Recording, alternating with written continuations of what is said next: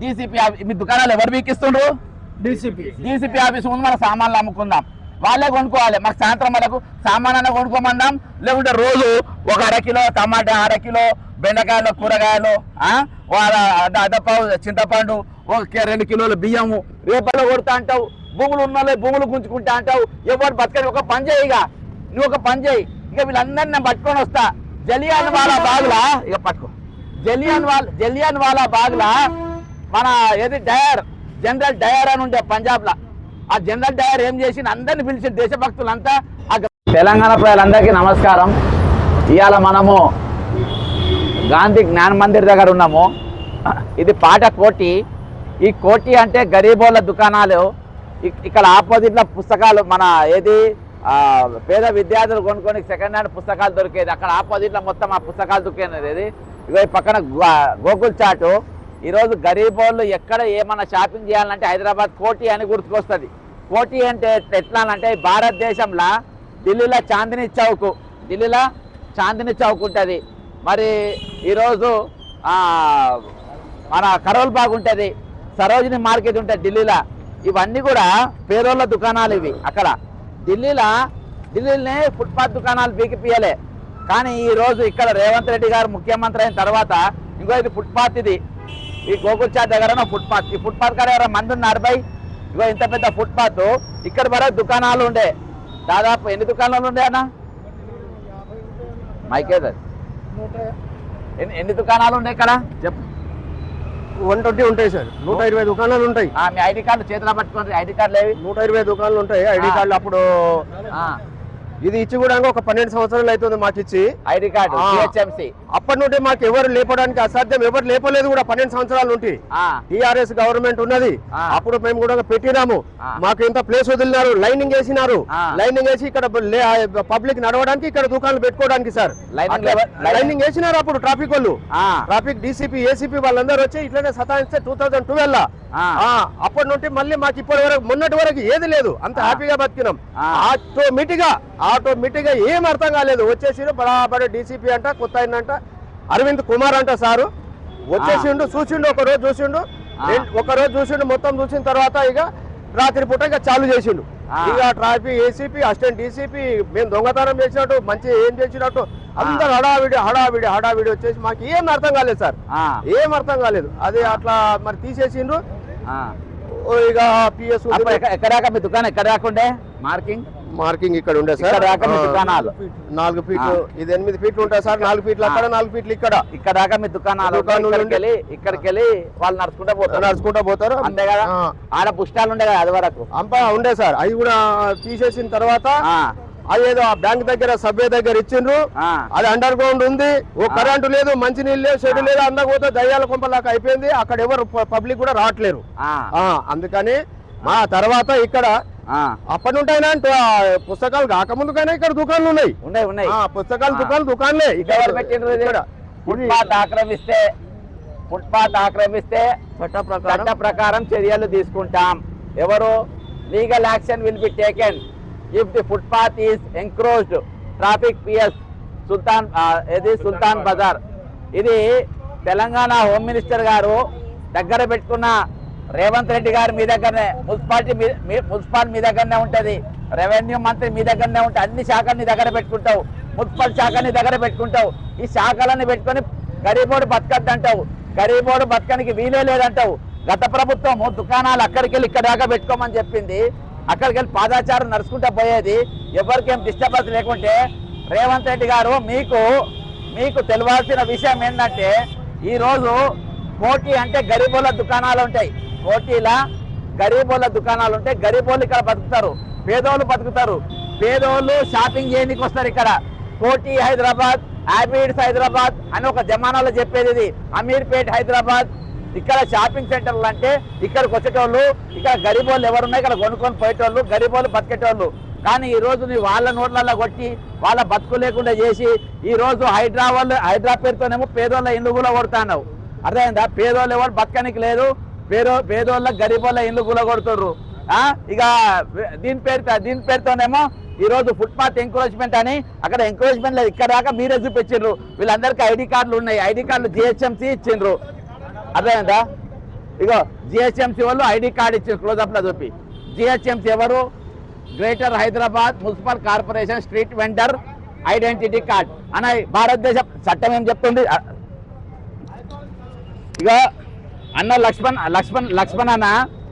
అన్న street vendors కోసం ఎప్పటికైనా పనిచేస్తా అన్న. చెరుకు బండి అవన్నీ ఉన్నాయి. కాంగ్రెస్ పార్టీలో అన్న స్ట్రీట్ వెండర్స్ తరఫున కొట్లాడిండు అన్న. ఇట్లా పట్టుకో రైట్.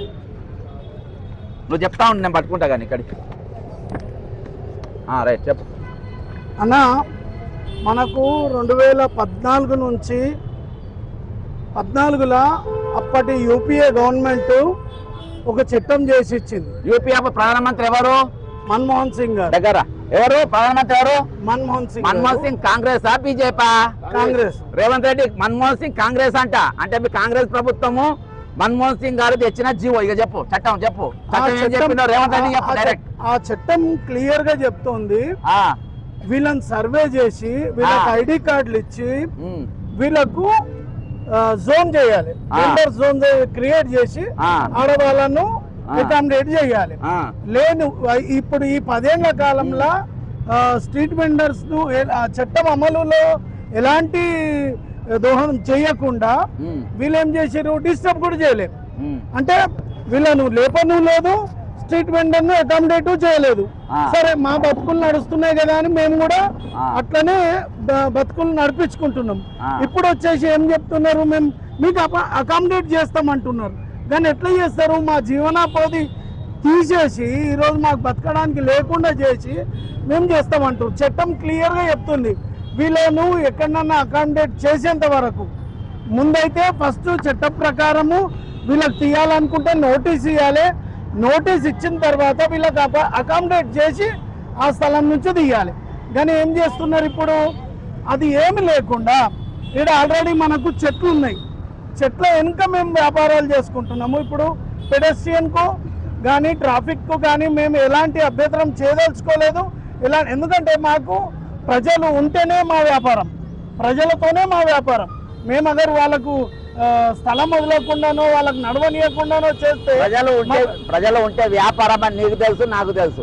వాళ్ళు ఇక్కడికి వస్తేనే వాళ్ళు మన దగ్గర కొంటారని నీకు తెలుసు, నాకు తెలుసు. మరి ఉడబిక్కడానికి అర్థమైతే లేదు కదా. అది ఇక వాళ్ళకి ఎవరు చెప్పాలనో మరి ఎవరు చెప్తే వింటారో అర్థమైతలేదు. ఇది ఎందుకంటే మేము సీఎం దృష్టికి తీసుకొస్తున్నాం. ఇప్పటిదాకా ఈ సమస్య ఎవరెవరి దగ్గర పోయినారు? మన హైదరాబాద్ కలెక్టర్ దగ్గరికి పోయినాం, వాళ్ళకు కూడా మా రిప్రజెంటేషన్ ఇచ్చినాము. ట్రాఫిక్ కమిషనర్ జాయింట్ సిపి గారు వారికి కూడా ఇచ్చినాం. వాళ్ళు కూడా ఇప్పటి వరకు 15-20 రోజులు అయిపోయింది. వీళ్ళందరూ కూడా వాళ్ళ ఫ్యామిలీస్ నడవడానికి కష్టంగా ఉన్నారు. ఇప్పుడు ఎన్ని రోజులు అయింది దుకాణం బంద్ అయ్యి? 15 రోజులు అయిపోయింది అన్న.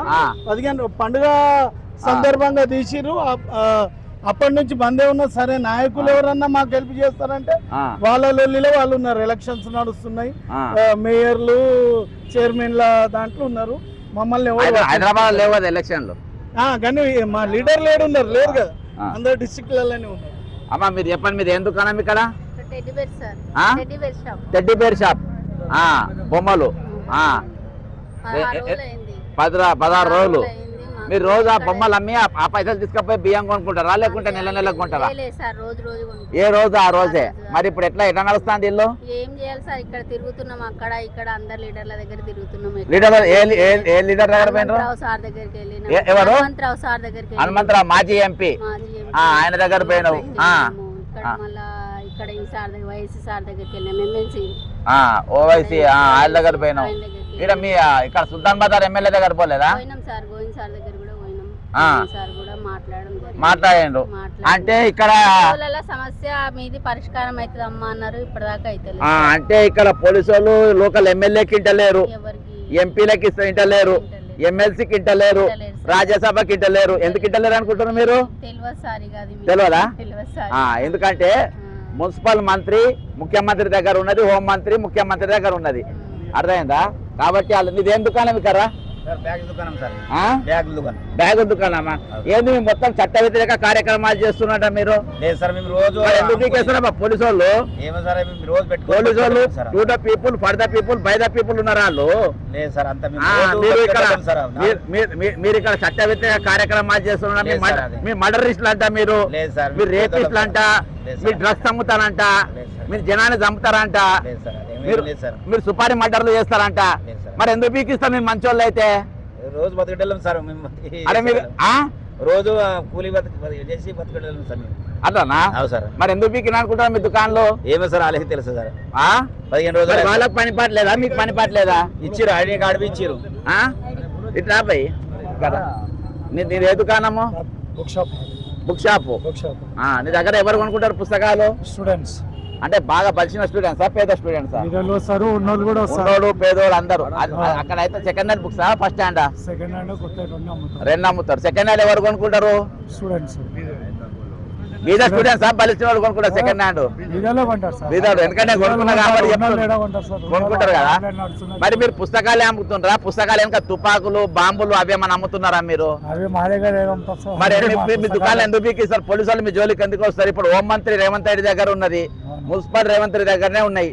మీ దుకాణంలో బుక్ పీకిందంటే రేవంత్ రెడ్డి చెప్తేనే పీకాలే, లేకుంటే పీకరు. ఆ? ఈయన పెట్టి అమ్ముతున్నారంటబ్బా. కాదబ్బా. ఇప్పుడు ఎక్కడ పీక్తలేరు. ఇప్పుడు దగ్గర ఇది పట్టుకొని నేను చెప్తా. ఇప్పుడు కాసు బ్రహ్మానంద స్టేడియం ఉందా? కాసు బ్రహ్మానంద స్టేడియం దగ్గర పొద్దుగాల పూట 10 గంటల వరకు రోడ్డు మొత్తం కబ్జా చేస్తారు. రేవంత్ రెడ్డి నీకు డైరెక్ట్ చెప్తున్నా, మిస్టర్ రేవంత్ రెడ్డి, నీకు కాసు బ్రహ్మానంద రెడ్డి స్టేడియం చుట్టూ మొత్తం బండ్లు రోడ్ల మీద దాకా పెట్టుంటాయి.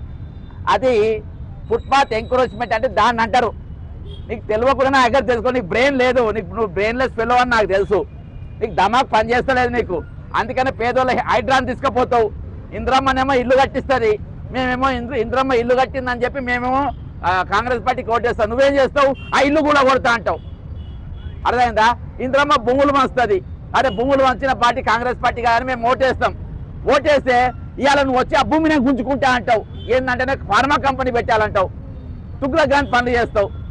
ఇక ఇక్కడ మూసీలో మొత్తం చెట్టాలం పోతుంది, కాలుష్యం దాంతో అవుతుంటే లేదు నేను మూసీ దగ్గర ఉన్న ఇల్లు మొత్తం 10,000 17,000 ఇల్లు కూడా కొడతానని చెప్తావు. వ్యాన్లకి నగర కొట్టే అయితే ఇవన్నీ పెట్టాలంటావు. ఇక ఈ రోజు కొత్తగా దుకాణం ఫుట్పాత్ ఇక మన్మోహన్ సింగ్ చట్టం తీసుకొని వచ్చాడు చేతుల్లో పట్టుకొని. మన్మోహన్ సింగ్ చట్టం తీసుకుని ఐడి కార్డు ఏదో ఇక ఐడి కార్డు, ఇంకో ఇది జిహెచ్ఎంసీ ఐడి కార్డు. జిహెచ్ఎంసీ అని తెలుసు. అది మంత్రి నువ్వు, రేవంత్ రెడ్డి మంత్రివి నువ్వు, ఇక్కడ నువ్వు మంత్రివి నువ్వు. జిహెచ్ఎంసీ ఐడి కార్డు ఇచ్చింది, అర్థమైందా? ఇగో ఇవన్నీ ఐడి కార్డులు. కాంగ్రెస్ పార్టీ చట్టం తెచ్చింది, స్ట్రీట్ వెండర్స్ కోసం చట్టం తెచ్చింది. ఈరోజు 16 రోజులకి వెళ్ళి వాళ్ళ ఇళ్ళలో గిన్నెలు కొట్టాడుతున్నాయి, గిన్నెలు ఖాళీగా ఉన్నాయి, వంట పొయ్యిలు ఖాళీగా ఉన్నాయి, పిల్లగాళ్ళు అన్నం లేదు. ఇక అక్కడిక్కడ అడుక్కొని రేపంచెల్లి బిచ్చం అడుక్కోమంటావా? బిచ్చం అడుక్కొని 5 రూపాయలు అన్నం తినమంటావా? బిచ్చం ఎక్కడ అని అది కూడా చెప్పు. బిచ్చం కూడా మరి ఏడబడితే ఆడ అడగడానికి లేదేమో అది కూడా. ఈరోజు బిచ్చం అడుక్కుంటే మీరు టైం వేస్ట్ చేస్తారు. మీరు ఏడబడితే ఆడ బిచ్చం అడగడానికి లేదంటే బిచ్చం వేడాలి కానీ అది కూడా చెప్పు. ఆడనే అడుకుంటాం. ఈరోజు నీ టార్గెట్ అంతా గరీబోళ్ళే. ఈరోజు నౌకరీ చేసిన వాళ్ళే రిటైర్మెంట్ పైసలు ఇవ్వవు, ఇల్లు కట్టుకున్న వాళ్ళే ఇల్లు కూడా కొడతా అంటావు, భూములు ఉన్న వాళ్ళే భూములు గుంజుకుంటా అంటావు. ఎవరు బతకని ఒక పని చేయి, ఇక నువ్వు ఒక పని చేయి. ఇక వీళ్ళందరినీ నేను పట్టుకొని వస్తా. జలియాన్ వాలా బాగ్లా ఇక పట్టుకో. జలియాన్ వాలా బాగ్లా మన ఏది జనరల్ డయర్ అని ఉండే పంజాబ్లో. ఆ జనరల్ డయర్ ఏం చేసి అందరిని పిలిచి దేశభక్తులంతా ఆ గ్రౌండ్లోకి వచ్చినాక ఒకరిసారి కాల్చి చంపిండు. ఇక నీ దగ్గర ఎట్లా తుపాకులు ఖాళీగానే ఉన్నాయి, నీకు పనిపాట లేదు, మీ పోలీసు వాళ్ళు కూడా పనిపాట లేదు, నాకు కనబడతా ఉంది. ఇవాళ స్ట్రీట్ వెండర్లు ఇవాళ హైదరాబాద్లో గుండాలు లేనట్టు, రౌడీలు లేనట్టు, గాంజా నరస లేనట్టు, అసలు డ్రగ్స్ అనేది లేనట్టు. అరే ఈ ఫుట్పాత్ దుకాణం వాళ్ళు ఎంబడి పడతావు ఏంది వ్యాను? వీళ్ళు ఎంబడి పడతావు. ఖాళీగా ఉన్నారు కదా, నీ తుపాకులు కూడా ఖాళీగా ఉన్నాయి కదా, వీళ్ళందరినీ ఎల్పీ స్టేడియంకు రమ్మను. నువ్వు నీ అన్న తమ్ముళ్ళు వరుసగా నిలబడు తుపాకులు పట్టుకొని. మీరే కాల్చి చంపుతున్నా, కేసులు ఏం లేక నువ్వే హోంమంత్రివి, నువ్వే ముఖ్యమంత్రివి, నువ్వే మున్సిపల్ మంత్రివి.